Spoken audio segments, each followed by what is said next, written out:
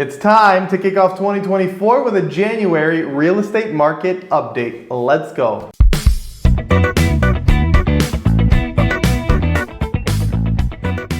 Before we begin, I'd really appreciate it if you could hit that subscribe button because I made a promise to myself to grow this channel significantly in 2024. Let's start with sales activity. 4,223 transactions were reported on the Toronto Real Estate Board for the month of January. This represents an increase of 779 transactions compared to December, so month over month increase, and year over year, this is an increase of 37%, massive increase compared to January of 2023. Mind you, in January of 2023, the Bank of Canada interest rate was 50 basis points lower than it is today. Yet somehow transaction activity is actually up. Time to take a look at average prices. So I'm going to put an image on your screen where you're going to see average prices for four major property types in Toronto and then the GTA.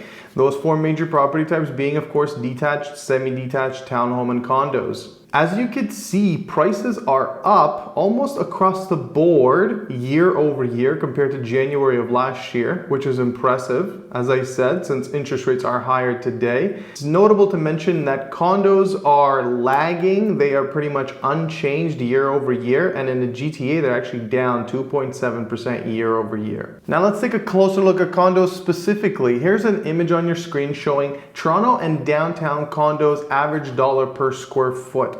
These numbers are being tracked by us on a month-over-month basis as compared to the previous chart, which was showing year over year. And here you can see that Toronto average dollar per square foot is hovering around 900. It's pretty much unchanged month over month. Downtown condos, however, which are $1,032 per square foot, are down 1.6% month over month. Time to try to determine market direction. Let's have a look at months of inventory for residential resale listings across the GTA. So across the board, regardless of the neighborhood, regardless of the location, and regardless of the housing type, everything is tightening. So inventory is shrinking for all property types right now. When it comes to Toronto freeholds, we're sitting just below 3 months of inventory, which is why it happens to be so competitive. Now let's have a look at my other favorite chart, which is the total inventory of residential listings on MLS. If we track the blue line, you can see that we're currently sitting below March 1st resale target and have essentially been hovering in and around 12,000 units for resale housing inventory. We should be seeing a significant uptick to match that March target, and I am starting to see a bit of an influx of new listings, but this of course hasn't shown up in the data yet. And if you track the orange line, which is the rental market, you could see that we're sitting at inventory that's nearly 3-year highs in terms of availability of listings, but they have somewhat stalled and maybe have begun to decline slightly. Let's take a deeper look at the rental market by examining the rentals.ca national rent rankings report for January of 2024.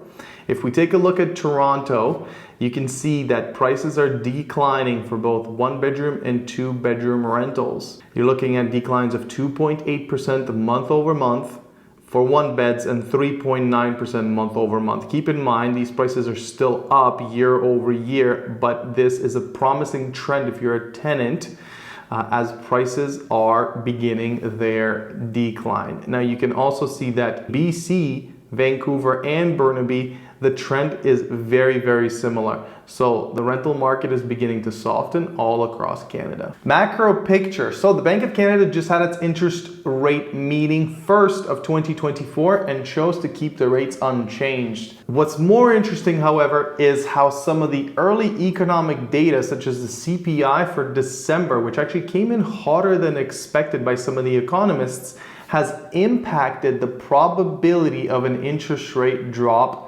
this spring or summer. The markets are expecting interest rates to begin their decline by June of 2024, and this is pretty much a stark contrast from about 3 months ago when March drops were being priced in. Right now, there's just a 19% chance of an interest rate drop by the Bank of Canada in March, so essentially it's very unlikely. And however, there is a 91% chance that by June 2024, interest rates will drop by at least 25 basis points. If we look by the end of the year, it's a flip of a coin, 50-50 chance that the Bank of Canada interest rate will be down as much as 100 basis points, so a full percentage. As far as the US Federal Reserve goes, they just had their interest rate policy meeting as well, and the interest rate was not changed. Next meeting is set for March 6th for the Bank of Canada and March 20th for the US Fed. The markets are not anticipating any changes to the interest rate. Finally, the feet on the ground. I can tell you that the resale market started off January extremely hot. Multiple offers were seemingly everywhere. Every single listing was listed with an offer date, and I have seen a significant uptick in listings coming online recently, which is, I'm recording this video in early February, which hasn't shown up in the data. This aligns with seasonal trends. Of course, we do see a ton of inventory usually come online in the spring, but I'm curious to see how this will be received by the market. There seems to be a significant amount of buyers out there. Whether there's more buyers than there is listings, that remains to be seen. That will determine the trajectory of the prices going forward. Thank you guys for watching. I hope you enjoyed the January market update. If you have any questions, feel free to drop them in the comment section. As I said before, I would love for you to subscribe. Have a great day. I'll see you in the next one.